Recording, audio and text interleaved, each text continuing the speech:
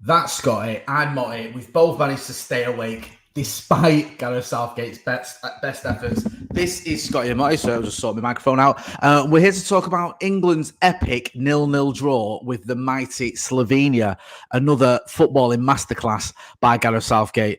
Scotty, I can see you're just itching to get your mouth your teeth stuck into that just gourmet meal that was England's performance. I mean, it was something to see, wasn't it? It was a pot noodle of a performance, I think, Jay. And you say itch in there, and that's what Kobbie Mainoo was just saying in the post-match interview there. He was itching to get on the park. I don't think I'm alone in this, that Gareth Southgate is lacking a backbone. And I don't think that he's got any faith in his young players to start games and the talent that he's got, the array of talent for a game that it was a free hit, wasn't it, really? You know, they were through anyway. If you're going to try something different, this was the match to try it. And everybody was screaming for them to make change in the midfield. And when he did finally make change, it was the likes of Mainoo coming on and Cole Palmer. Just the energy and the style of play was completely different. I think Harry Kane looked like a busted flush. He looks absolutely knackered. We spoke about him before and saying this is probably his last chance of getting a trophy, at least on an international stage. I think we should have dropped him. I don't think Bellingham had a great game. I've seen Southgate off the back of the draw say that it was better performance than the Denmark and Serbia game. Well, to be honest, Gareth, the bar was pretty low. You know what I mean? It wasn't that difficult. But to say that young players such as Cole Palmer and Kobbie Mainoo and the Gordon that came on, that he's sort of protecting them at that age. And you look at Spain playing 16-year-old in their team week in, week out. Like Kobbie Mainoo won an FA Cup final. Didn't just win an FA Cup final, was pivotal to United winning an FA Cup final. Cole Palmer was the second highest goal scorer in the Premier League last season. These aren't players without experience. You know, they're not. What was the kid who came through for England years ago? It's not like Theo Walcott, is it? Do you know what I mean? Like, it's not like they're without experience for their club team. It's just pathetic, and I just think he lacks a backbone to make any changes, or maybe he stuck to his guns. I know he made the Conor Gallagher change, but maybe he stuck to his guns as a little bit of a I'm not listening to the critics sort of thing. I'm going to do what I want to do, and it's basically he's got egg in his face for that. Yeah, as we're going to get into comments, make sure you're hitting that like button as well, please, people. Hit that like. Alex Buckingham is in the super chat. He says, that game felt like being constantly showered with lukewarm piss. We've all been there. My United supporting mate asked me why I watched it. I just don't have an answer. I've got a bit of a, not revisionist theory, but I've actually come away from this game, and I'll be honest with you, I'm a little bit relieved and I'm a bit happy, and I'll explain what I mean. Everything you've said, for once, I've agreed with, right? Southgate is spineless. He's clueless. He is a bit stubborn.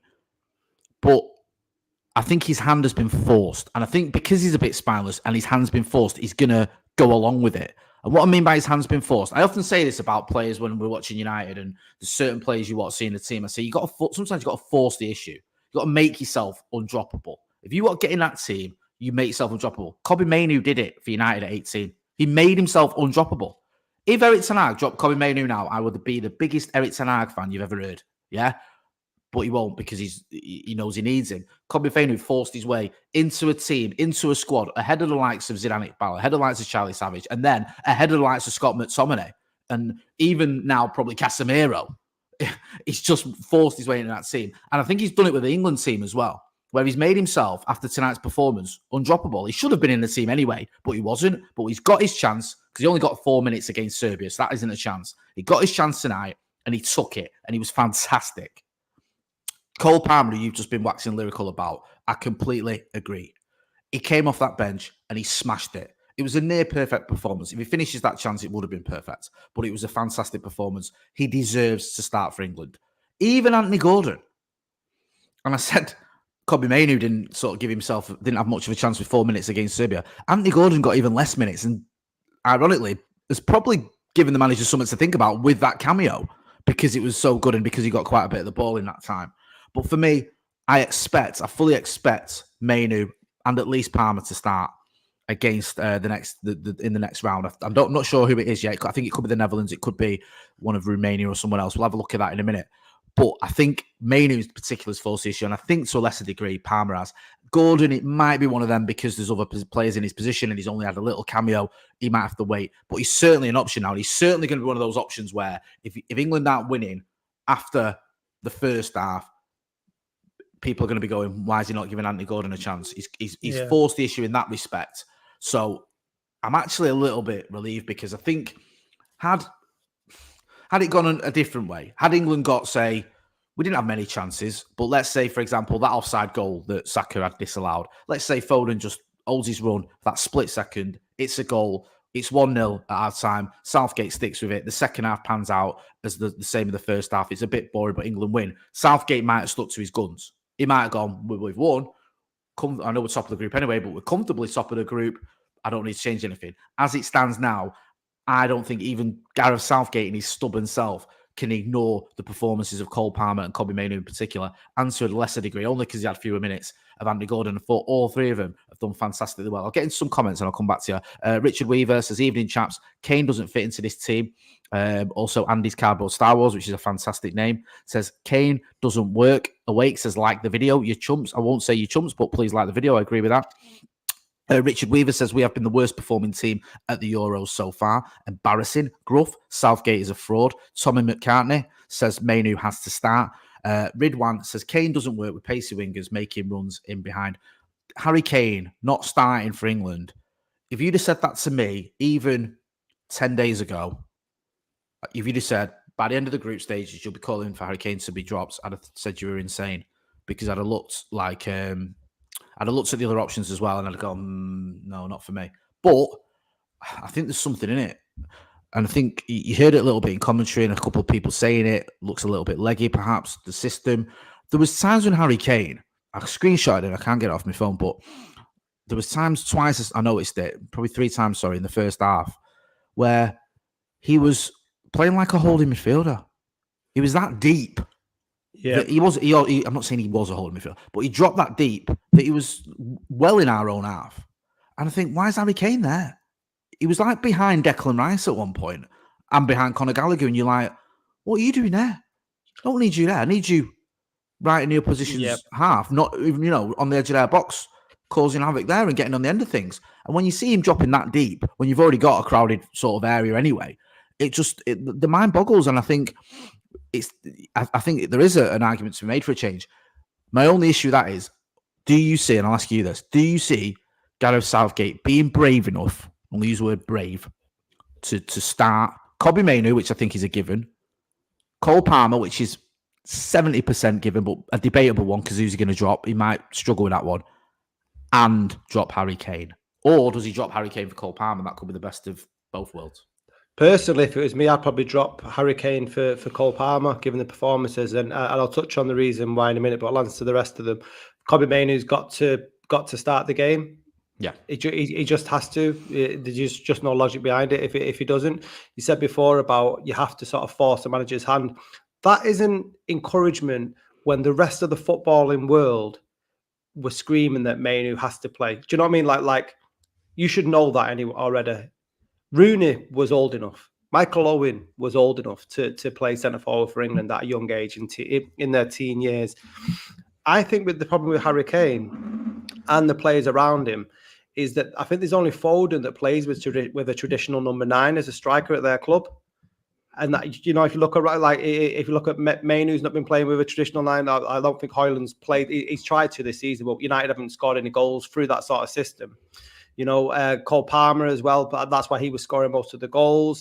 Am I right in saying Arsenal haven't got an out-and-out striker as a number 9? No, Arsenal, they use Havertz can play in that role. Jesus can play in that role. I wouldn't consider either Havertz or Jesus a typical number 9. I know Jesus sort of is, but he's not the typical one, is it? I think at City he was more used as an almost sort of inverted winger, and he's certainly not your traditional player who's going to hold the ball up for you or do the sort of things you'd associate with the number 9. I think he's sort of been moved into that role. Kai Havertz is different, isn't he? Yeah, do you know what I mean? Like these are players that are used to a game of football, like Harry Kane's probably the last of a dying breed with that centre forward role. And I think they're used to players running in behind and it's a little bit more slick. And with Harry Kane just going forward and backward and forward and backward, football is progressing massively. And this is why Manchester United was struggling trying to find a striker, because there aren't that many around. So I think if it was me, I'd go a false number 9 and let the lads play around, because it's not working. Who would be your false number 9?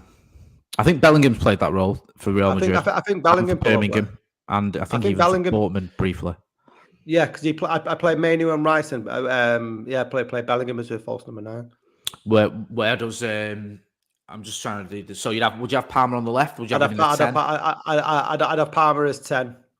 And Foden on the left and Saka on the right, I'll take it. Yeah. Listen, if that was a starting team for the next round, I wouldn't be against it. I wouldn't. I mean, my Twitter may say differently, but genuinely, I'd be okay with that. I'll be fine with that, because I think that it makes sense. And for me, one of the things I've respected about Gareth Southgate at times is when he stuck to his guns. In certain situations, I've respected it because I think it's the right thing to do. And I'll give you an example of what I'm on about, and then we'll get in some comments and I'll come back to you. Like, for example, he's always said, Stones and Maguire are my centre-back pairing. They're my guys.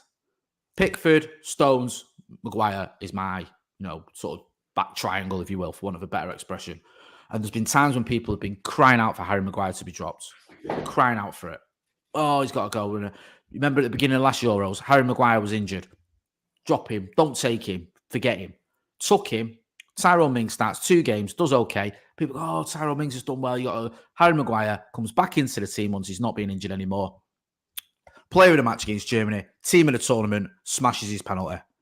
And he's just a far better defender than Tyrone Mings. I'm sorry. I don't care what you think of Harry Maguire, sorry. He's better than Tyrone Mings. He just is. Yeah. And I respected Southgate, but I thought, you know what? Fair play to you. You've done what you wanted to do. You stuck to it. And I get the idea of an England manager. You can't change your 11 every week based on who's been the best player that week. You have to have some players like Pickford, like Stones, like it used to be Maguire, like Shaw, for example, like Kane, like maybe Bellingham and Rice, who are staunch. You stick with them, Saka. You stick with them no matter what, because they're your sort of backbone of your team, and other players may be in a bit of form, whatever, but you need a bit of a base, and you can't keep swapping it. But I think now we're getting to that point there you mentioned where Kane's getting on a bit. He's played a lot of football this season. He got to a Champions League semi-final. He played a lot of minutes for Bayern Munich. Did well. Scored, 40 goals, whatever it was. Smashed all records. But he's not an old man, but he's 30, I think. He's there's a lot of football in them legs. And he's played a lot of minutes already for England in this tournament. Maybe it's catching up with him a little bit. And maybe now you have to go, all right, look, we're going to have to change it up a little bit. Now, someone in the comments, which I'm going to get to now, was saying, Kane's the captain and is he going to drop him? Probably not. But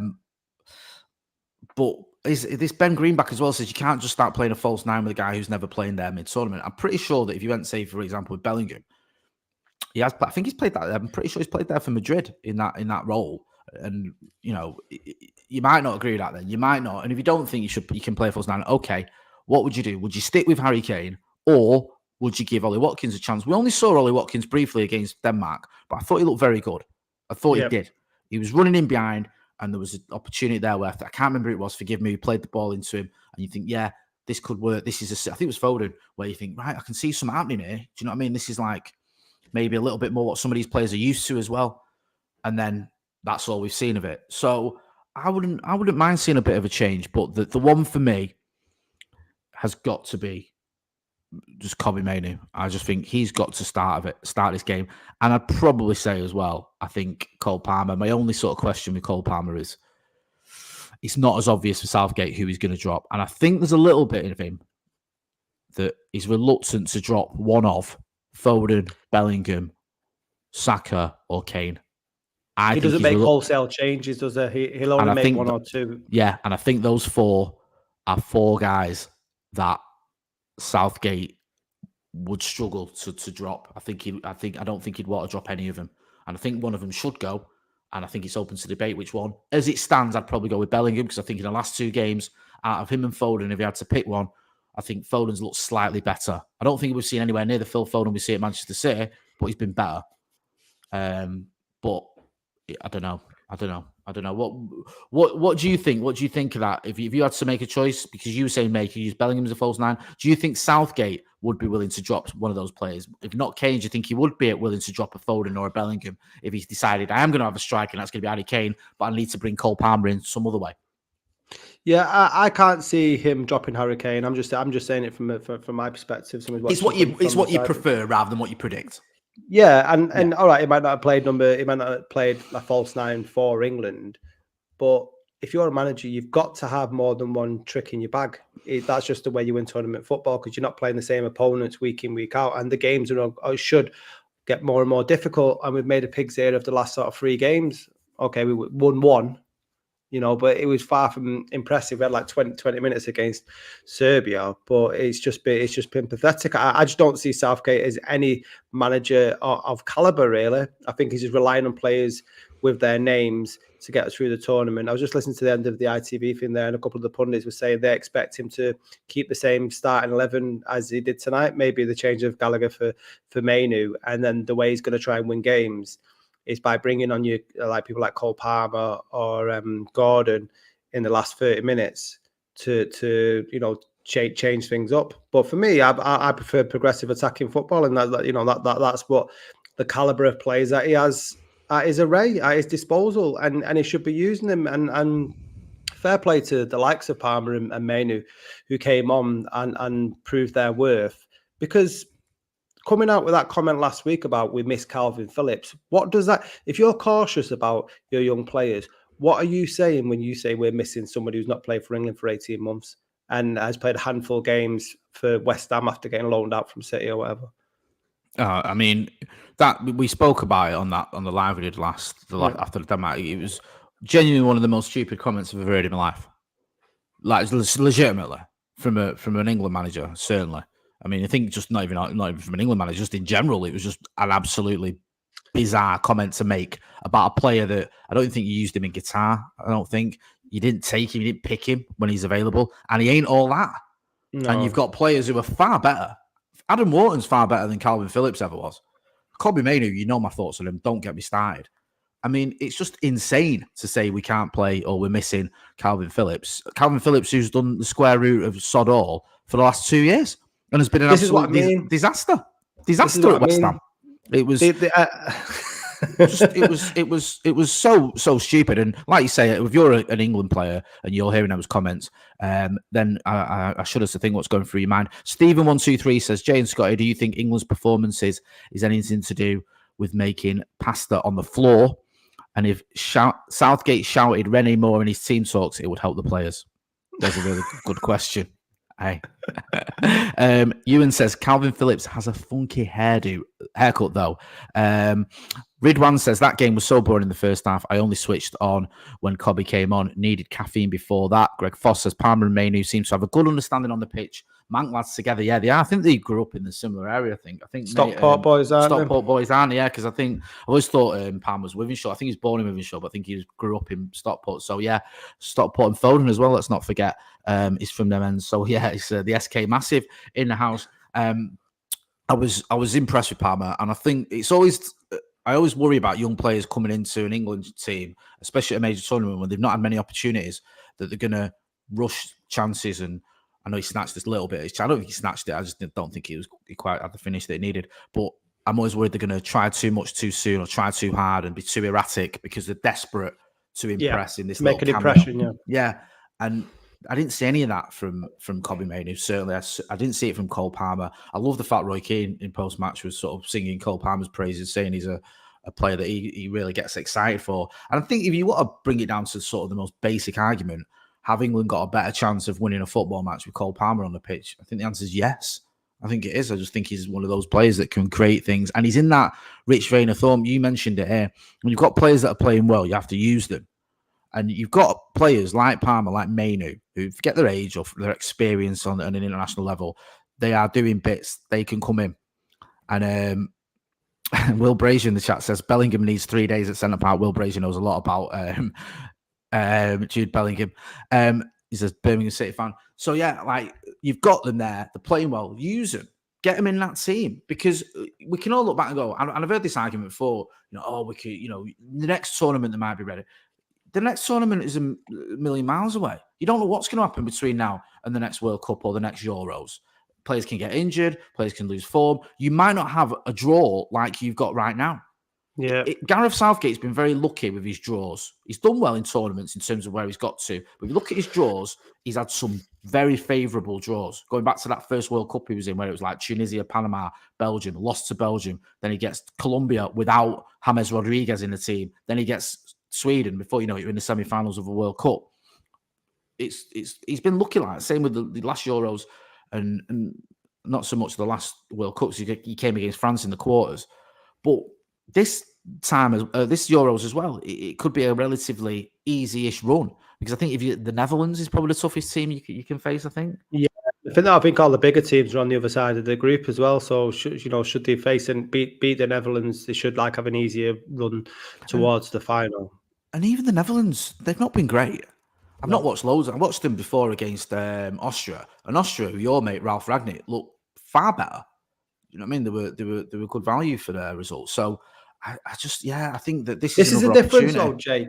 This is the difference between what is a manager and what is a scout leader. I think I said this last week. Ralf Rangnick's not been in the Austria job for 2 years, and them players, for their ability, man for man, are nowhere near as good as England's starting 11. Yet Rangnick's got them playing football and got them playing a system. That's the difference between a good manager and a scout leader. Gareth Southgate comes out and is like, someone mentioned centre parks there. It's like, all right, come on, lads, we're off to Germany. We're off to Germany for the summer. Let's go play a bit of football, boys. Do you know what I mean? Go on, do your best. We've got Uncle Harry leading the line there, because he's become a bit of a spin doctor. You know, like when he comes out for interviews after the game, seems to be very word for word scripted for what Southgate's going to say. You can see them two in cahoots. It's just, I don't know. He's not a progressive manager, so I don't expect too many changes when it comes to Sunday, which is a massive shame, because I think the players that he's got deserve the chance, but I just don't think he's brave enough. It's not even bravery; it's idiocy. It's not bravery to make that decision. It's idiocy not to make that decision. Yeah, it's logic, innit? It's logic. Yeah, and this is the sad thing. Listen, you can change things mid-tournament and you can still have success. Yeah, it's happened before. We've seen it. I think even in '66 there was changes. I know we're going back a long time. '96 there was changes. In 1990 when we got to the semi-final there was changes. It can happen. France, I think in 2006 we got to the final, basically took over the team from Domenech, didn't they? And started doing it. The team took over from Domenech and started picking themselves. I think they just sort of bullied him. So you can have changes in the middle of the tournament that can and it can still work. But like you said there, if you use Ralf Rangnick as an example, Ralf Rangnick seems to know what he was doing. He seems to get Austria playing a certain way, and then he's taking it into a tournament and it's shone. Gareth Southgate seems to be finding his feet and making it up as he goes along. 1 minute it's going to be Trent Alexander-Arnold who's going to be playing in the sort of a double pivot alongside Declan Rice. Then you're going to stick with that for another game, even though the first game it didn't really work. Then you're going to change it to Conor Gallagher. Then you're going to change it to Kobbie Mainoo, who I fully expect to start the next game. Then you've got this whole left-back situation, which is a sort of a dilemma of your own creation, where you've got Luke Shaw that you've taken who's not fit. Now, I mentioned Harry Maguire going to the Euros last time, and he went to the Euros because he wasn't fit for the first 2 games, but then he was fit and he came in. We're out of group stages now. Luke Shaw's not been on the bench yet. And there was a thing that Lee Dixon said tonight that for once, Lee Dixon said something mildly interesting. I think it was Lee Dixon. And he said that he'd spoken to Gareth Southgate and he was saying that he expected, this was a few weeks ago, a week ago, sorry, whatever, he thought Shaw would be back for the second game, for the Denmark game. Now, he's not even back for the Slovenia game. So has he had a setback? That was what he was saying. So if he has had a setback, that's a worry. If he's had a setback in his injury sort of progression and they've had a look at him in training and going, actually, still feels a bit tight or whatever, you've got a problem there, because Kieran Trippier went off tonight and he looked done. He went on, he was subbed and he looked goosed. He looked goosed against Denmark. He was struggling with, I think he's got a calf issue. So you've got Kieran Trippier, who's already a right back playing at left back. You haven't got another left back because you have left back in Luke Shaw,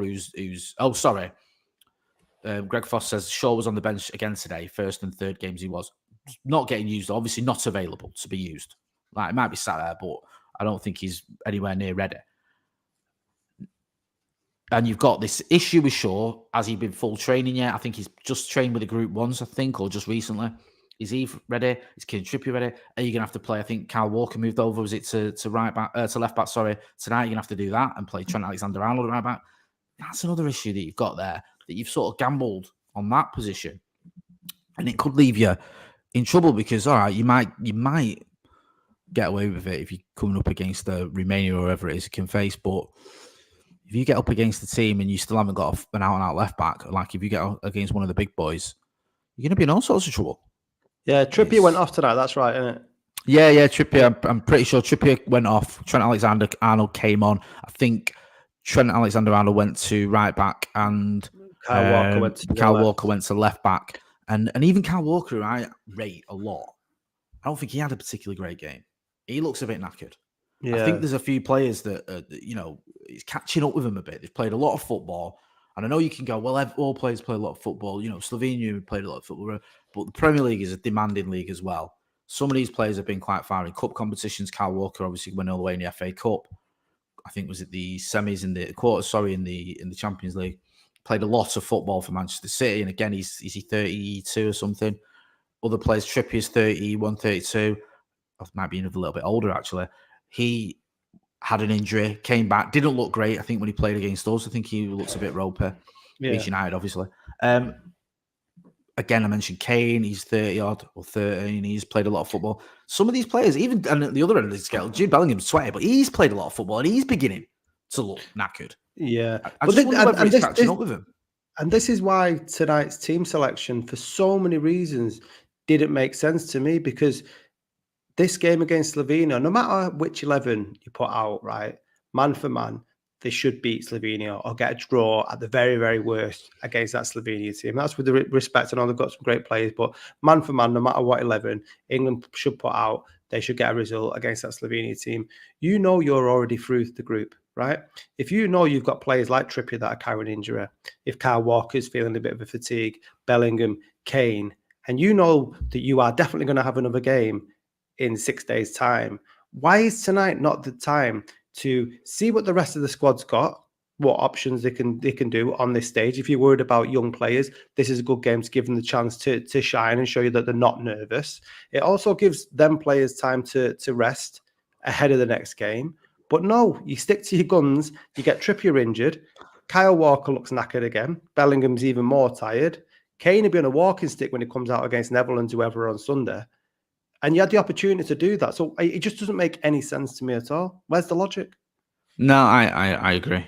I think it's a game that you can afford to make changes with. And I think that the one big advantage I think England have got over every other team, practically every other team in the competition, I think is the strength of our squad.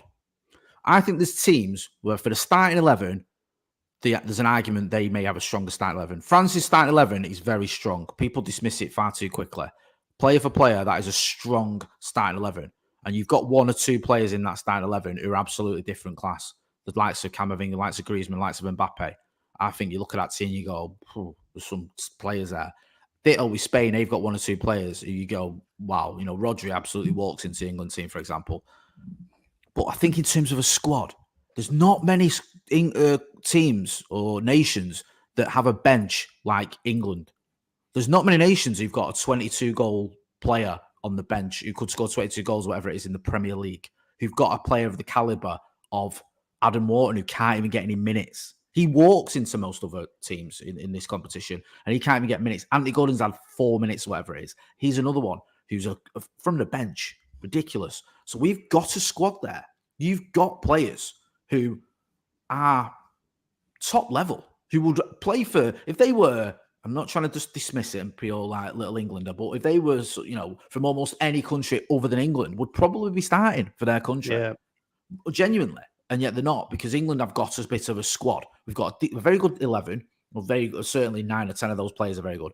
And then you've got a really good squad, and that's what you've got to use to advantage. So like you say, I couldn't agree more. You've got a game here where you can afford to maybe rest a couple of players without it dropping off too much. If you'd have said tonight, right, I'm not going to bother with Kane, he's goosed. We'll start with Ollie Watkins, or even Ivan Toney, who's, he's not done that great recently, but he's a decent player. Against Slovenia, yeah, not got a problem with that. Not got a problem with Ollie Watkins starting against Slovenia. if you just said, right, we're going to drop Bellingham, he's knackered. Cole Palmer's coming in. Can Cole Palmer do a job against Slovenia? Of course he can. We've just seen it. Like, the drop-off isn't there. If you say, right, the midfield, we're going to mix up. Kobbie Mainoo's going to start. Again, we saw it after when he came on after 45 minutes. You could have started these players. I couldn't agree more. I see good vibes. John is in the chat. John Shin. Love John Shin. Off topic, but it's unfair. Oh, do you know what? I say I love John Shin. He comes out with something that's so stupid. Cheers, it John. makes me eyes boggle. Off topic, it. But it's unfair. Scotty looks that handsome at 11 p.m. at home. John, on this channel, we don't advocate using drugs, yeah? Have a word with yourself. I'm only jealous. Joshua Bellwater says, Southgate's England makes Louis van Gaal's United look exciting. Andy's Cardboard Star Wars says that game was crying out for a Marcus. I didn't have a problem with Marcus Rashford going with the England squad. I said that, but I don't, I get why he didn't. Ivan Tony says poster beats. Yes, forgot about him. Also, a fool named Huggy says that was poor. How, with our attacking lineup, can we only score 2 goals? Jay Portugal, this T2, the Izzo says, Jay Portugal, Spain and France have a better squad. That's just off the top of my head.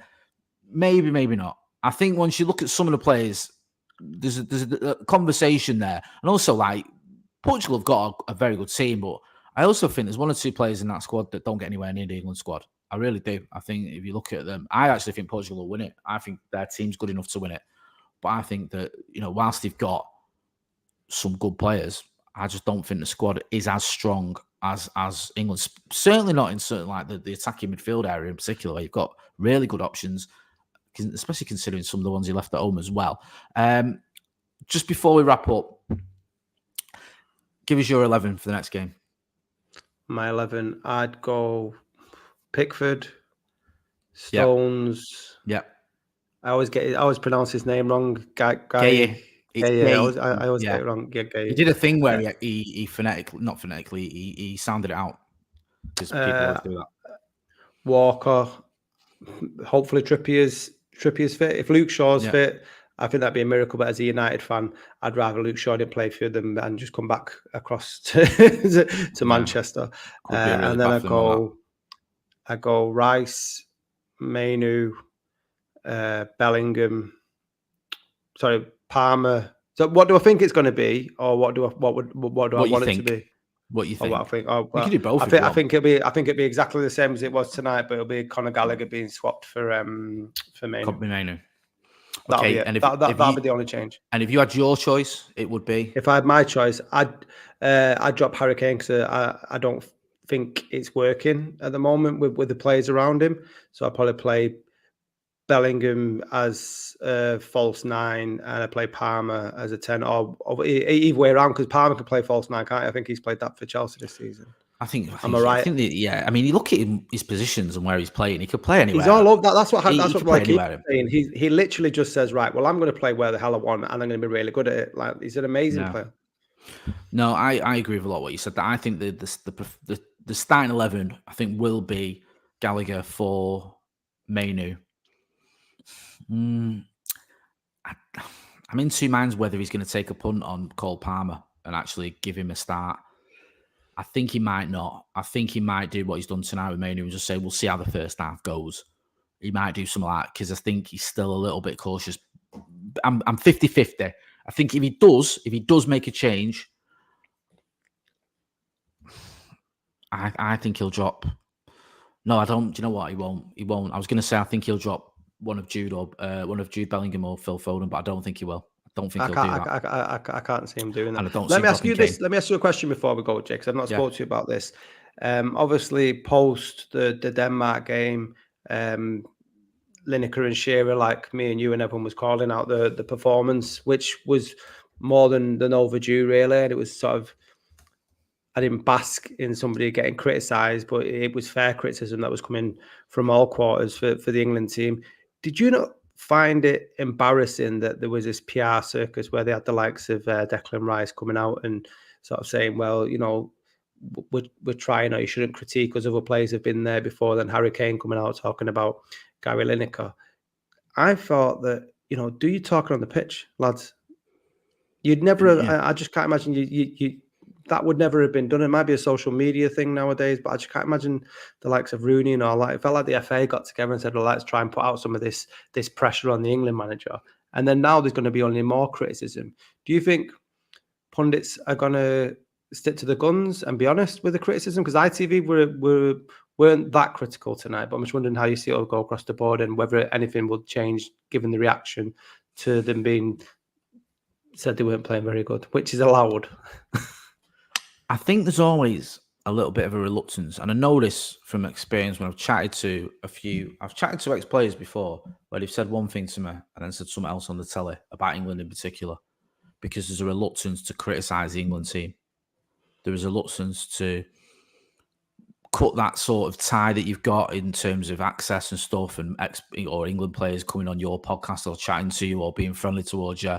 There's that whole thing of a little bit of that comes into it, of not wanting to, be seen to be too negative and demoralise the troops or whatever. That whole, England together kind of nonsense. So I wouldn't be surprised if there was a little bit of a step back if they felt this is going to ruin our relationship with some of these players or the squad or whatever. But ultimately, people see through that, and I think you have to be honest. You have to be honest. You can't sit there and watch a draw against Denmark when you've taken the lead, or a 0-0 against Slovenia when you've got basically £1 billion worth of talent playing for your team and barely 100 million of that playing for the other team, and go, I'm talking about Slovenia there. I know Benjamin Sesko's probably worth about that, but you know what I mean. And go, that was a fantastic performance. You can look at some positives. You can look at the youngsters that came on, but you've got to be honest and go, we need to be better. And I think there was a slight wording around that where it was like, job done, not great, we can improve. And I think that makes sense. But I'm completely against pundits feeling like they have to toe the party line. I don't pay my license fee to see, and I hate using that expression. It's such a stupid thing to say, but it's true. I don't pay, or we don't subscribe to whatever to see, the English equivalent of Pravda or MUTV saying, well, that draw against Denmark was chef's kiss. Brilliant. Yeah. It looks stupid. It's aggravating and it's nonsensical. Yeah, I mean, we should never be like pundits. I mean, we're fans. I never sort of class myself as a pundit, but there's an expectation level there of their ability, right? And because you're not hitting it, then you will be criticised, because in some way it's a compliment, because the people who are criticising that England team are everybody who knows of what they're capable of, because they're showing it for their club teams week in, week out. Do you know what I mean? So you're getting criticised because you can do better. That's a positive thing, because it should. For me, I don't know how you deal with criticism, Jay, but I take it on the chin and go like, right, okay, I'll show you. Do you know, that's the way I sort of always deal with it. And I just presume that would be the way that some of the England players would deal with it. But I just felt it was embarrassing. I'd hate to have been rolled out in front of the cameras for the FA. Like, can you just say some words about these big bad meanies on BBC? It was a bit stupid, and I think it was. I had a little bit of an argument this morning with Barney Roney from Guardian about it, because he was sort of saying, he was all right. It wasn't like he didn't get nasty. It was quite amicable, but he was sort of saying that he thought Lineker was quite clever in what he'd done, or it certainly works in his favour, because a lot of people don't like Gary Lineker, or those that don't like Gary Lineker look at him as this lefty, wokey, lovey, and now he's being portrayed as a bit more of a sort of England type man of the people, telling us how it is. And it's funny how he's like, sort of gone from one to the other with this. And he was saying, he's united the nation by calling England shit. And I was like, I don't think it's quite like that. I think he's just giving an honest opinion. And I think that you're always going to be seeing ex-players, pundits giving honest opinion. We've had criticism because I see what the YouTubers know whenever we criticize United or we criticize England or whatever, and it's like, this is literally what we do. We come here and we give an honest opinion on it. If you don't like that opinion, that's fair enough, but don't question our right to give it. Yeah. I don't want to hear like, you shouldn't be allowed to say that, or you shouldn't be saying that. You might say, I don't agree with it, which is fair enough. But the whole idea that you aren't allowed to say it is ridiculous. Of course. And I'm not being funny. Gary Lineker, who until Wayne Rooney came along was England's, forgive me, Just behind Bobby Charlton was the second top scorer before Wayne Rooney became the top scorer, and then obviously Harry Kane. He's been pushed down the pecking order. But Gareth Lineker's got experience of playing for England at the highest level, getting to a World Cup semi-final, of winning a Golden Boot. Yes, England might not have won a trophy, but he knows what it's like to play for England. He knows what it's like to play very well for England. Alan Shearer, helped get England to a Euros semi-final. I think, if memory serves, he was top scorer in that competition as well. Certainly up there. So these players who've got a bit of pedigree, who can say, look, I've been there. I know what it's like. I know what it's like when you underperform. I know what it's like to perform well. This isn't performing well. And I think you're right. We weren't saying this is their level. If they'd have come out and gone, brilliant result, because we're not capable of beating Denmark, so to get a draw was mint. That's worse. Yeah, of course it is. Of course it is. But if you're going out there and you're going, I've got a striker who's just scored 40 goals for Bayern Munich, who cost 100 million quid. I've got Phil Foden and Jude Bellingham, who've both been in for shouts for the Ballon d'Or over the last 2 years. You've got John Stones, who, played a worldie in a Champions League final and won a treble 2 years ago. You've got the likes of Pickford and one or two others who've been around the block for a little while, and achieved a lot with England in terms of getting to last stages. It's only right you expect this team to be able to put in better performances than we saw against Serbia and Denmark. With no disrespect to those two teams, and you can throw Slovenia in, I don't think anyone's predicting Serbia, Slovenia, or Denmark to win the competition. We're not talking about going up against the very top teams in this tournament. You're talking about teams that we should be beating, that England should be beating, and beating relatively comfortably. I'm not saying they're not good teams, they are, but you should be beating them. And England, I know they beat Serbia, but didn't really put in much of a performance, and were poor against Denmark. And I think it was right to say that. So, yeah, I just think it's been blown out of proportion. I thought it was relatively pathetic the way it's all been like, if they can, and also nonsensical. They can have the criticism, but I think they need to try and be kinder. What's that mean? What's that mean?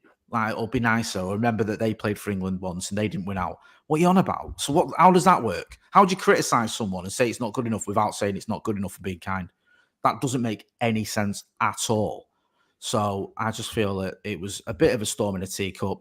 I think the players just need to get on with it and show the critics what they're about by winning football matches. But I honestly thought the criticism was relatively beige, and I think some of the media maybe pushed it a bit further than it was. He said you was shit, which sounds bad.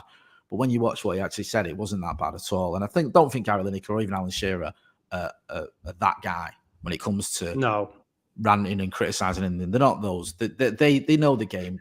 And I was more annoyed, with both of them, just quickly, with the way they treated Ten Hag after the FA Cup final. I said exactly the same thing. Said exactly the same thing. That infuriated me. And I was looking. I remember we stayed over in London. I remember watching that on my phone in a pub in London that night, and just because I've not seen it at the time because I was coming back from Wembley and we'd gone out and all that, and I couldn't believe what I was watching because I was on such a high and buzzing that we'd won and it was great and we'd beaten City and he got his tactics right and everyone turned up, and I watched it and I thought, is this actually happening? Are they actually asking these questions as he's just collecting the trophy? Ridiculous. Yeah. The thing is with the Gareth Lineker critique on BBC, I was talking to, I think Kay Kerr did it, the comedian on Twitter. He goes, that's the most animated. But he'd literally written, when you're writing a tweet and somebody's already fucking posted it out before you. Yeah. And he'd done it before me. Like, that's the most animated I've ever seen Gareth Lineker do criticism or sort of punditry, really, because he's usually the one asking the questions on the BBC. So it's not Micah Richards threw it back to him. What do you think, Gareth? Because you played centre forward. Now, he was very honest, but he wasn't saying it in a way that Harry Kane, you're past it, blah, blah, blah. He was demonstrating, and literally got out of his seat, said, you're doing this and you're doing that. Maybe he needs to do a little bit more of this. Like I said, Gareth Lineker's record speaks for himself at England. He won more trophies as a player than Harry Kane did. I think he won something at Spurs, didn't he? I think he won the league. I think he won the league with Barcelona. I think he might have done. Or I think he definitely won the FA Cup with Spurs.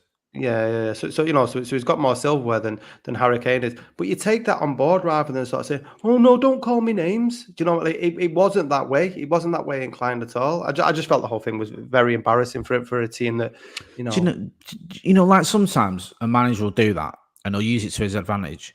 So Fergie was the master, right? Yeah. Fergie would convince the squad, everyone hates you. No one wants you to win anything. The media hate you. And here's the evidence. Look, David Beckham, you've got a dartboard on the back of the papers. Effigies are hanging from the lampposts of you. Are we going to have that, or are we going to rally around him and we're going to back him and we're going to shut them all up? And what happened? We went on and won the treble. He was great like that, Fergie, this siege mentality. England don't need a siege mentality. And one of Southgate's best traits since he's come in as a manager, and one of his few really good traits, has been in building those bridges with the media and getting everyone feeling like we're all in this together and everything's sort of, it's a family almost. And the media have been on board with him and he's had a good relationship with them. The players, there's been a bit of unity there. There hasn't been this sort of us against them mentality between the players and the media, or the players and ex-pundits, or the players and ex-players, sorry. It all just feels like everyone's singing from the same song sheet. Me and you remember in 2018 when we was doing content together, going around the country watching, the games on the fan zones and the screens. And it was just great, the sort of feeling of positivity. And he kept that going into the Euros. Obviously, it was in England and it was like, everything's great. France, even there, to a less degree, there was still an element of that. But now it feels like that's sort of gone out the window a little bit, and you've got this little bit of needle, and ex-players shouldn't be saying this, and there's rumours in that one or two players weren't happy with the way certain players were dropped from the squad. I think Harry Maguire's treatment didn't go down well with certain players and stuff like that. And you're just feeling this Southgate sort of losing what he was really good at, which was sort of keeping that positivity and that energy going. I don't know, because he's not a manager that can afford to lose many of the things he's good at, because he hasn't got much in his locker as it is. No, I think he may. Well, depending on how Sunday goes, that might be his last game in charge of England, which is worrying if Ten Hag gets off to a bad start next season. Because I mean, if anything, if this tournament was Gareth Southgate's audition for any potential Manchester United job, thank fuck England are playing as bad as they are. We got Wayne Davis just for the last super chat. I said, imagine if Mourinho was hired at this point. I love it. I'd love to have seen that. You love Jose, don't you? Hey. I do love Jose. You were talking there about Fergie just before we wrap up. Van Nistelrooy might be coming back to Old Trafford, which is great news to see the greatest striker that the Premier League's seen. Maybe not statistically, but for me, I thought he was a phenomenal player. Did you hear the story about when Van Nistelrooy's first season at Old Trafford, when he was going to get the Golden Boot, when he was close to getting the Golden Boot? Did he not get it in his first season? Go on. I'm pretty sure, yeah, because he was due to play the last game, and I think he might have been up for the Golden Boot if he'd scored one more goal or whatever. And we didn't win the league that season, did we? Am I right? Not in his first season. No, I don't think we did. So Fergie's turned around to him and said, "No, you're not getting the Golden Boot. We didn't win any league title. You're not getting that." Or we didn't let him go out and get it. That might have been it. So right? Yeah, because I think he won it in his second season. And we won the league there, so you might have let him get it in that season as well. Fergie said you're not having it because we've not won the league. I love that. Do you know what? I'm a big fan of stuff like that, because that's what it was about. It was about winning trophies, wasn't it, at United? Just a quick one as well. I've put a few in the chat. I'll do one more. If you can support us by joining our Patreon, please do. There's a little link in the chat there. Scotty and Motty Patreon. Next content on there. We appreciate it. Help support this channel. And keeps us up, keeps the lights on, and keeps us going to 11:30 on a night after one of the most boring games in the history of association football. We've got a video that we've done about footballers and their tweets that's going to be coming out on Thursday. So you can look forward to that. And we've also got some extra stuff coming, and we'll be back. We're going to do another reaction. I think. Are we doing Sunday night? Yeah, Sunday. We'll do a little bit on Sunday after the England game. Hopefully, it'll be a bit more exciting than this one. But big thank you to everyone who got involved in the chat and the comments. Really appreciate it. I know it's late at night. It's not been the most exciting game, but it's good to see so many people getting involved. If you've not done already, make sure you're subscribing to the channel as well. That's been Scotty. I've been Motty. This has been a review of another mouth-watering clash involving Gareth Southgate's England. Bring it on. See you in the next one.